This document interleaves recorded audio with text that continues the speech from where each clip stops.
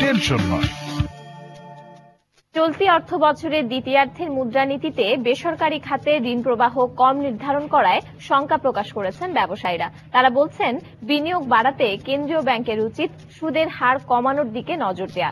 তবে অর্থনীতিবিদরা বলছেন, ঋণ প্রবাহ কম নির্ধারণ করলেও কাঙ্ক্ষিত প্রবৃদ্ধি অর্জন করা সম্ভব। বিস্তারিত ইমতিয়াজ আহমেদের রিপোর্টে।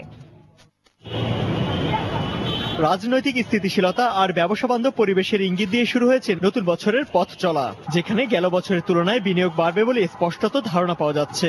এমন অবস্থায় কেন্দ্রীয় ব্যাংক চলতি অর্থ বছরের প্রথমার্ধের তুলনায় 0.2% কমিয়ে বেসরকারি খাতে ঋণ প্রবাহ স্থির করেছে 14.8%।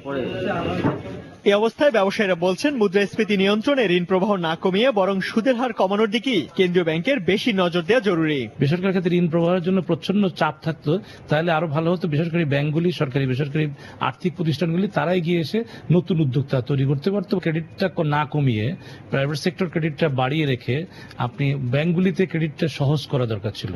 উদ্যোক্তাদেরকে, বড় উদ্যোক্তাদেরকে তো আনা দরকার, কারণ বড় উদ্যোক্তাই তো বড় কর্মসংস্থান তৈরি করবে। কেন্দ্রীয় ব্যাংক কেন জানি সুদের হার বিষয়ে কোন রকম চাপ দেওয়ার জায়গা থেকে সরে আসতেছে। আসলে এখানে তাদের ইন্টারভেনশনটা আরো স্পষ্ট করার দরকার আছে। চলতি অর্থ বছরের দ্বিতীয়ার্ধের মুদ্রানীতিতে ঘোষিত ঋণ প্রবাহের মাধ্যমেই কাঙ্ক্ষিত পরিমাণ প্রবৃদ্ধি অর্জন সম্ভব উল্লেখ করে অর্থনীতিবিদরা বলছেন, মুদ্রাস্ফীতি নিয়ন্ত্রণে কেন্দ্রীয় ব্যাংকে আরো বেশি কঠোর হওয়া জরুরি। আপাতত যে ধারাবাহিকতা আমরা দেখছি বিনিয়োগের পরিস্থিতিতে, তাতে এই পরিমাণ ঋণ এর চাইতে বেশি প্রয়োজন হবে বলে মনে হয় না। এটা আরো বাড়ানো সম্ভব হবে, কারণ সরকারি ক্ষেত্রে যে ঋণটা ধরা হয়েছে এখানে, সেটা সরকার অতখানি ঋণ লাগবে না। লক্ষ্যমাত্রা কিছুটা কমিয়ে দিলেও বেসরকারি খাতের সামগ্রিক যে ঋণ চাহিদা রয়েছে, তাতে এটা খুব বড় কোনো নেতিবাচক প্রতিক্রিয়া ফেলবে না। বাণিজ্যিক ব্যাংকগুলোকে স্প্রেড কমিয়ে আনার ক্ষেত্রে যদি একটু লক্ষ্যমাত্রা দিতে পারতেন, তাহলে হয়তো আগামী দিনে ব্যাংকগুলো এই তাদের দক্ষতা বৃদ্ধির ব্যাপারে আরো বেশি সময়কাল ধরে সক্রিয় হতে সক্ষম হতো।